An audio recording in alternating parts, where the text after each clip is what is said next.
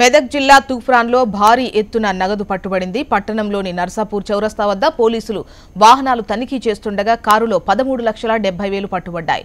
తూఫ్రాన్కు చెందిన రాజయ్య, నరసింగరావు, లక్ష్మణ్ల డబ్బుగా పోలీసులు గుర్తించారు. అయితే భూమి విక్రయించి ఆ డబ్బును తీసుకొస్తున్నట్లు బాధితులు పోలీసులకు తెలియజేశారు. అయితే భూమికి విక్రయించి నగదు తీసుకొస్తున్న విషయం చెప్పినా కూడా అయితే దీనికి సంబంధించి నగదు పత్రాలు లేకపోవడంతో నగదు సీజ్ చేసినట్లు కలెక్టర్ కార్యాలయంలో అప్పగిస్తామని సిఐ లింగేశ్వరరావు తెలిపారు. రోజు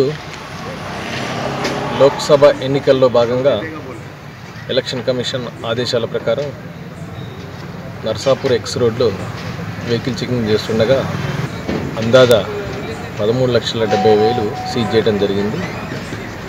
వాటిని కలెక్టరేట్లో రికార్డ్ చేస్తాము. ఫర్దర్ ఇన్వెస్టిగేషన్లో ఆ అమౌంట్ మీద ఫర్దర్ ఇన్వెస్టిగేషన్ కలెక్టరేట్లో జరుగుతుంది.